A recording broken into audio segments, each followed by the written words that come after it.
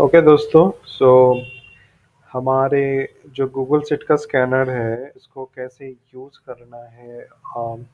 हालांकि live session लिया गया था बट फिर भी लोगों को डाउट है एंड काफ़ी सारे चेंजेस मैंने किया स्कैनर पे, तो आज एक ओवरव्यू देख लेते हैं। ओके।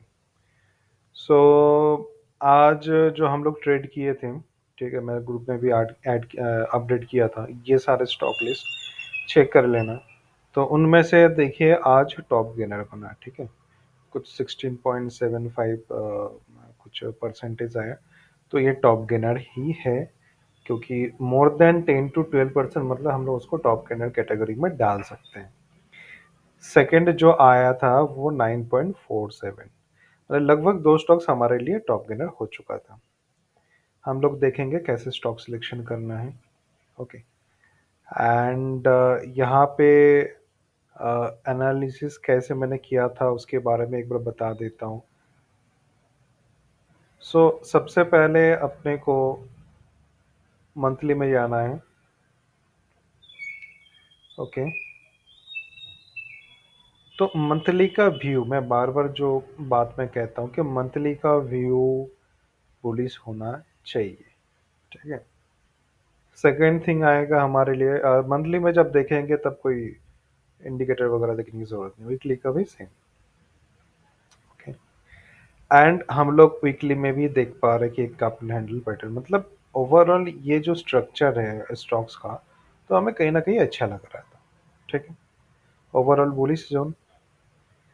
सेकेंड थिंग, अपने को डेली टाइम फ्रेम में आना है, ठीक है। एंड मैं बार बार बोलता हूँ कि हमारे जो मूविंग एवरेज होगा, एक्चुअली यहाँ पे बहुत सारे सिलेक्टेड हो गया, तो मेरे लिए क्या होगा मूविंग एवरेज, एक 50 ऐसे में रहेगा। ये सारे कहाँ से आ गए? Okay, fine. तो हमारे लिए क्या होगा, जो एक 50 ऐसे में होगा, जो काइंड ऑफ स्टॉप लॉस या फिर डिमांड जोन या फिर एक थ्रेशोल्ड, देखो अपने को एक हद पता होना चाहिए, अपने को एक लिमिट पता होना चाहिए। तो मेरे लिए है 50 ऐसे में, अगर 50 ऐसे में क्रॉस डाउन हो जाता है तो मैं एग्जिट कर जाऊंगा। ये मेरे लिए है। किसी के लिए 20 ऐसे में हो सकता है, किसी के लिए सपोर्ट रेजिस्टेंस हो सकता है, जो भी है, ठीक है। तो ये हमें पता चल गया कि क्या है। तो हम यहाँ पे देख रहे हैं कि मेरा जो स्टॉक है, मैं जो बार बार बोलता हूँ ना कि 50 से में 20 से में ज़्यादा डिफरेंस ना हो, ठीक है। जितना कम डिफरेंस होगा उतना अच्छा है। सिर्फ मूविंग एवरेज या फिर हमारे सीआरएस जो है वो तो ग्रेटर देन हमारे जो लाइन पे है वो तो है, वॉल्यूम भी अच्छा खासा है, सिर्फ इतना ही नहीं, ये एनफ नहीं होता है। फाइनली मुझे प्राइस एक्शन भी चाहिए। दिख रहा है, ये प्राइस एक्शन दिख रहा है, ठीक है। तो मतलब क्या है, मूविंग एवरेज 20 एंड 50 SMA के बीच में ज़्यादा डिस्टेंस होना नहीं चाहिए। इनफैक्ट आप मैक्सिमम जो भी मूविंग एवरेज लगा लो उसमें ज़्यादा डिस्टेंस होना नहीं चाहिए। जितने डिफरेंस होगा एक दूसरे से मूविंग एवरेज का, उतने फेल होने का चांसेस ज़्यादा होता है, इतना याद रखना, फर्स्ट थिंग। सेकेंड थिंग है, सीआरएस अप होना चाहिए, ठीक है। हमारे सीआरएस, बस ये जो सीआरएस टच हो रहा है देखो, ये हमें पुल बैक का ऑप्शन दे रहा है। एंड मैं कभी भी जब सीआरएस इतना ऊपर आ जाता है मैं ट्रेड नहीं करता हूँ, मैं हमेशा ट्राई यही करता हूँ, जो हमारे 200 लाइन है इसके आसपास से मूविंग एवरेज अपवर्ड डायरेक्शन में जा रहा है, तो ऐसे स्टॉक्स को मैं चूज करने के लिए कोशिश करता हूँ। सीआरएस का कंसेप्ट खत्म हो गया, ठीक है। सेकेंड थिंग क्या आता है, हमारे वॉल्यूम, मैं जो वीपी एनालिसिस के लिए बार बार बोलता हूँ, यहाँ पे नोटिस करो कोई वॉल्यूम नहीं है, कोई भी वॉल्यूम नहीं है, एकदम ड्राई है, ठीक है। इसके मतलब क्या है कि कोई सप्लायर्स नहीं है। मैं बार बार demand zone and supply zone की बात में जो बोलता हूँ वो यही चीज़ है। मुझे प्रीवियस में जो भी सप्लाई हुआ था वो आते आते मेरे एंट्री जोन के आसपास वो सप्लाई खत्म होना चाहिए, सेलर खत्म होना चाहिए। वॉल्यूम मुझे वो बता रहा है कि यहाँ पे कोई सेलर नहीं है, अब जो होगा बायर ही आएगा, ठीक है। और एक चीज नोटिस करोगे तो देखोगे कि धीरे धीरे धीरे धीरे बायर्स मार्केट को ऊपर लेके जा रहे हैं। राइट। मार्केट नीचे नहीं आ रहा है, मार्केट ऊपर जा रही थी धीरे। दिख गया। तो मुझे ये पता था ये स्टॉक्स आज हो या फिर कल हो, मुझे पता था 2-3 दिन के अंदर ये ब्लास्ट होगा। ठीक है, समझ में आ गया। जो लोग एंट्री एग्जिट के बारे में पूछते हैं उन लोगों के लिए मैंने बता दिया। इस पे भी अगर हम लोग देखेंगे 20 एसएम में 50 एसएम में ज़्यादा डिफरेंस है, बिल्कुल नहीं है। Fine, criteria match. आरएसआई 60 के आसपास है। प्राइस एक्शन बन रहा है, बिल्कुल बन रहा है। मंथली, वीकली, क्योंकि मैंने जो स्टॉक सिलेक्शन करता हूँ मंथली वीकली बुलिश होगा, तो आपको भी ये सारी चीज़ देखना है। R A C R S मेरे को यहाँ पे एक कप एंड हैंडल पैटर्न दे रहा था। ठीक है, वॉल्यूम जोन में देखो कोई सप्लायर्स है, रेड कैंडल दिख रहा है बट वॉल्यूम में पता चल रहा है कोई सप्लायर्स नहीं है, यहाँ पे मजाक चल रहा था। ठीक है, फिर ऐसे जोन में हमारे लिए एंट्री क्या होता है? इस कैंडल के ऊपर जब मार्केट में एक ब्रेकआउट देता है तो शायद हमारे लिए कुछ पॉइंट मिस हो जाता है। वो कितना हो सकता है? 1 या 2 पॉइंट। ठीक है, आप 2 पॉइंट भी छोड़ के आप अगर इस ट्रेड को लेते हैं, मैं हमेशा 1.5 पॉइंट के आसपास लेने के लिए कोशिश करता हूँ। ठीक है, फिर भी आज के दिन में आप 10% के आसपास ले लेते हैं एंड इंट्राडे के हिसाब से इसको क्लोज कर देते हैं। 5 to 10% इनफ, मैं तो बोलूंगा 5% भी आप स्विंग ट्रेड में ले रहे हो 1-2 दिन के अंदर, बहुत है। समझ में आ गया? और कोई, आई थिंक एंट्री एग्जिट में कोई प्रॉब्लम नहीं है। आपका स्टॉप लॉस कहाँ होगा? आप इस जगह पे रख सकते हो। ठीक है, ये लगभग एक स्विंग लो है, या फिर यहाँ पे रख सकते हो इस 50 SMA के आसपास। ठीक है, हालांकि मैं बोलूँगा कि जब सप्लाई खत्म हो जाता है तो ये जो स्विंग लो है ये इनफ होता है। ओके, चीज़ें क्लियर हो गए? I think so. तो हमें एंट्री एग्जिट के बारे में और कोई डाउट नहीं रहा। अभी हमारे लिए क्या प्रॉब्लम है कि हमारा जो स्क्रीनर है उसको कैसे यूज़ करेंगे। Back to the screener. तो लाइक यहाँ पे देखो 52 हाई का स्कैनर है एंड बुलिंग स्टॉक्स का स्कैनर है।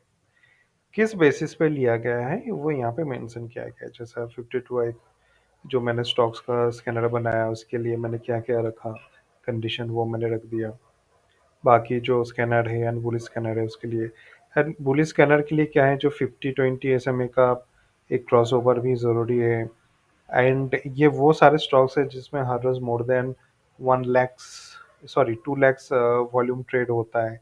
मिड कैप में 1.5 लाख के आसपास वॉल्यूम ट्रेड होता है। ये सारी चीज़ें हैं एंड भी काफ़ी सारे पैरामीटर डाला गया है ना, उसके बेसिस पे आपको large cap, mid cap and small cap का डिटेल्स मिल जाएगा। सो पहले लार्ज कैप का देख लेता हूँ। सॉरी, लार्ज कैप का होमवर्क आप लोग करें, मैं मिड कैप देख लेता हूँ। ओके, सिंपली यहाँ पे आना है। सॉरी, ट्रेडिंग व्यू में जाना है। आई थिंक जिनका फ्री वर्जन है उनको 30 के आसपास या 50 के आसपास अलाउ है। सो जो कॉपी किया गया तो उसको पेस्ट किया एंड आखिरी वाला जो स्टॉक्स है उसके एंडिंग में देखो एक कॉमा साइन है, उसको हटा दो एंड एंटर। तो पहला जो स्टॉक्स है उसको हम लोग देख लेते हैं।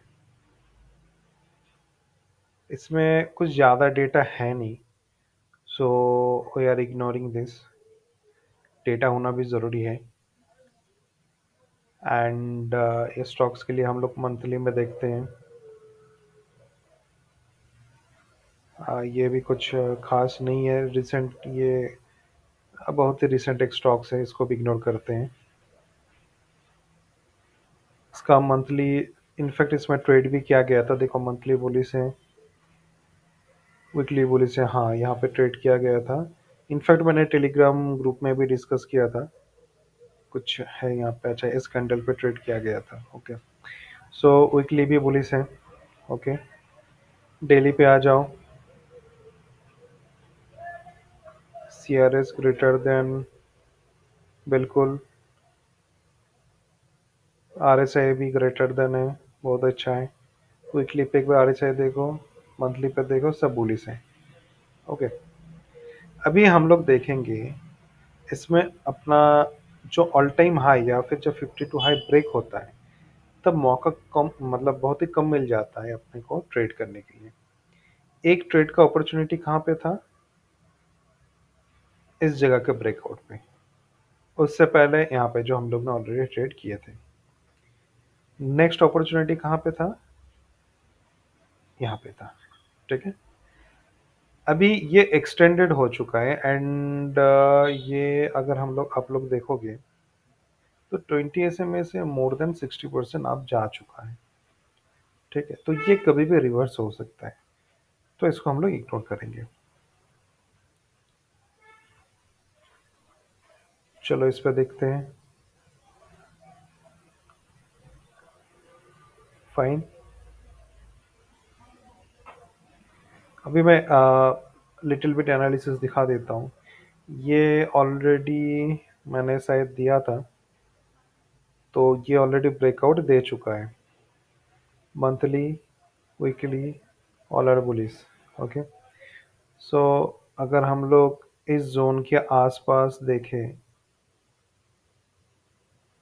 2% के आसपास, अगर एक रिट्रेसमेंट हो, मतलब एक रेड कैंडल कल अगर बन जाता है, देन उसके बाद अगर ब्रेकआउट देता है, तो हम लोग इस पर एंट्री कर सकते हैं। सो इसको ऐड कर लेते हैं।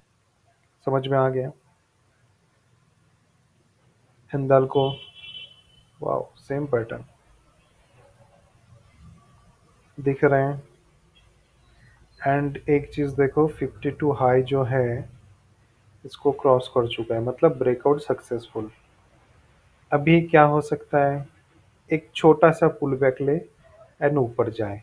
ठीक है, क्योंकि आज का जो कैंडल है कुछ 4% के आसपास बना दिया एंड लार्ज कैप में 4% मतलब बहुत होता है। तो कल अगर एक रेड कैंडल बने, देन ब्रेकआउट दे, हम लोग इसको ऐड कर लेंगे।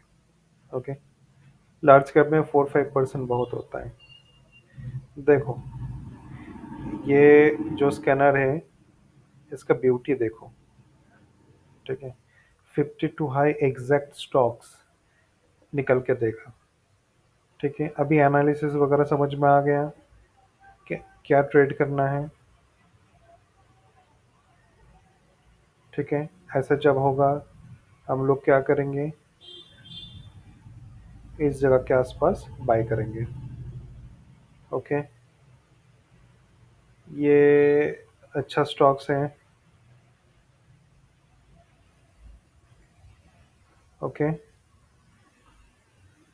इसका मंथली वीकली चेक कर लेना। फाइन, एंड ये देखा, ये यही पैटर्न के बारे में मैं बोल रहा हूँ। जैसे ही ब्रेक हो, एक रिट्रेसमेंट चाहिए, देन यहाँ पे एंट्री करो। समझ रहे हो ना? देन यहाँ पे एंट्री करो। लार्ज कैप में 4.4% 2 दिन के अंदर, और क्या चाहिए? ओके, इसको छोड़ो। क्यों छोड़ने के लिए बोले? इसका प्राइस एक्शन, इसका कैंडल देखो, प्राइस देखो, कंटिन्यू वीक बना रहा है ऊपर से, मतलब एक प्रेशर है। तो ऐसे कैंडल को अपने को नहीं देखना है, अपने को इस टाइप का जो क्लोजिंग है, एटलीस्ट बुलिश कैंडल का जो क्लोजिंग है वो प्रॉपर होना चाहिए। ठीक है, तब जाके हम लोग एंट्री करेंगे। ये देखो, ये स्पिनिंग टॉप जैसा बना दिया, मतलब इसका नीचे भी वीक है, ऊपर भी वीक है, मतलब ऐसा नहीं चाहिए अपने को। क्लोज, स्ट्रॉन्ग क्लोजिंग चाहिए। ये स्टॉक्स आई थिंक मैंने बताया था, एंड इसका टारगेट लगभग इस जगह पे है। सो इसका एंट्री अगर देखते हैं,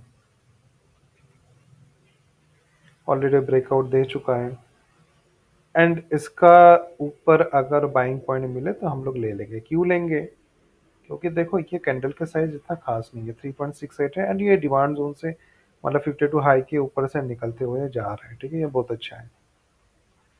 तो इस हिसाब से अपने को ट्रेड करना है। एंड इसका, सॉरी, यहाँ पे एक चीज़ नोटिस करो, इसका क्लोजिंग भी अच्छा है, ऊपर इतना वीक नहीं है जो पिछले स्टॉक्स में हमारे लिए था।